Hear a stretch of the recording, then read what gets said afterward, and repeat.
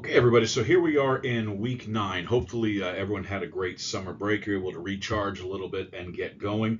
A few things that I wanted to talk about before we move on here. There is going to be one change to the syllabus this week. After looking over the transcripts that you had for the persuasive speech, it looked like there was still a little bit more work to do than I would like for you to be able to get them done this week. So, what I have done is moved the due date on the persuasive speeches to next week as opposed to the end of this week. That'll give you a little bit more time to look at the feedback that I have for you and get that feedback implemented into what you have, start practicing your speech, and then get ready to record it. If I haven't gotten any feedback to you yet, it's coming to you at the very beginning of the week, so be looking for that. If you don't have it already, it'll be there Monday for you to look at. So I wanted to get that out of the way, let you know about that first and foremost. So those persuasive speech videos will not be due at the end of this week as they are on the syllabus. They'll be due next week, and there is a new syllabus up on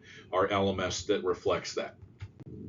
Okay, so looking back last week, obviously last week was summer break, so nothing to look back on as far as new topics, graded components, or anything like that when it came to the week last week.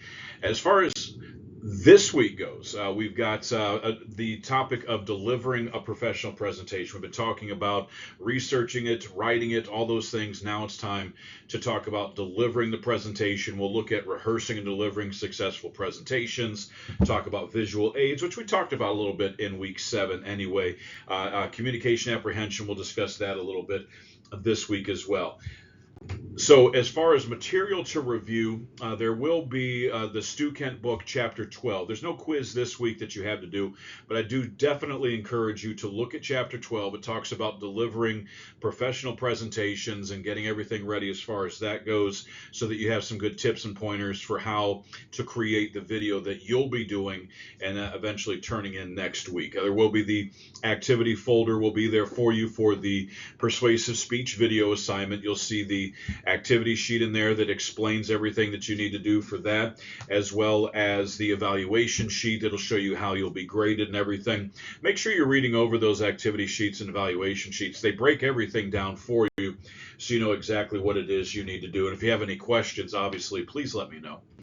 All right, as far as graded components, again, with the persuasive speech video being postponed to next week, there won't be any graded components or activities this week, and there will not be any quizzes that you'll need to do this week. So just make sure you're reading the Chapter 12 in Stu Kent, that you're looking at the feedback that I provided for your transcripts and making the changes, and that you're looking at the feedback I provided for your checkpoint assignment 2 and getting together and working with your groups and talking about what you need to prep and get ready for when it comes to that final presentation at the end of the semester. Remember, the checkpoint assignments, that's what they're there for, is to give you that guidance so you can make those changes now and be ready to give that final presentation at the end of the semester.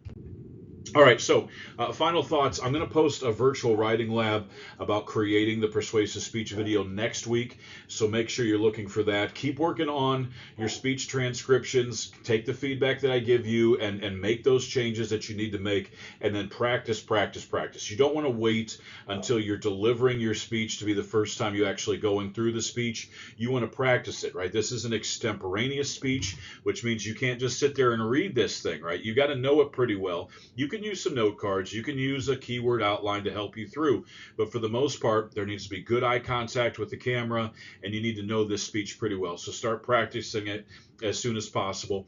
And then again, get back together with your group members and talk about checkpoint assignment 2. Look at the feedback that I have for you on that and make those changes that you need to make and get back on track and everything as far as that goes.